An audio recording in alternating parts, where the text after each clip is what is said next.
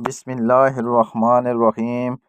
شادی کی پہلی رات میاں بیوی نے فیصلہ کیا کہ جب وہ کمرے میں پہنچ جائیں گے تو پھر دروازہ نہیں کھولیں گے، چاہے کوئی بھی آ جائے۔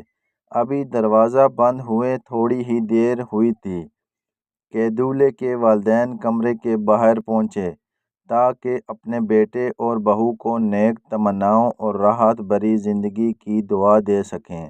دستک ہوئی، بتایا گیا کہ دولہے کے والدین باہر موجود ہیں۔ دولہا دلہن نے ایک دوسرے کی طرف دیکھا، باوجود اس کے کہ دولہا دروازہ کھولنا چاہتا تھا، اس نے اپنے فیصلے کو مدنظر رکھا اور دروازہ نہیں کھولا۔ والدین ناکام واپس لوٹ گئے۔ ابھی کچھ دیر ہی گزری تھی کہ دلہن کے والدین بھی دولہے کے گھر جا پہنچے تاکہ اپنی بیٹی اور داماد کو اپنی نیک خواہشات پہنچا سکیں اور انہیں سکھی زندگی کی دعا دے سکیں۔ ایک بار پھر کمرے کے دروازے پر دستک دی گئی اور بتایا گیا کہ دلہن کے والدین کمرے کے باہر موجود ہیں۔ دولہا دلہن نے ایک دوسرے کی طرف دیکھا، پھر اپنا فیصلہ ذہن میں تازہ کیا۔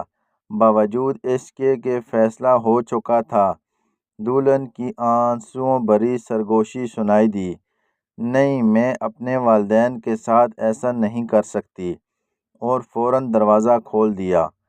شوہر نے یہ سب دیکھا مگر دلہن کو کچھ نہ کہا، خاموش رہا۔ اس بات کو برسوں بیت گئے۔ ان کے ہاں 4 بیٹے پیدا ہوئے اور 5ویں بار ایک بیٹی پیدا ہوئی۔ شوہر نے ننھی گڑیا کے اس دنیا میں آنے کی خوشی میں ایک بہت بڑی پارٹی کا انتظام کیا اور اس پارٹی میں ہر اس شخص کو بلایا جسے وہ جانتا تھا، اور خوب خوشیاں منائی گئیں۔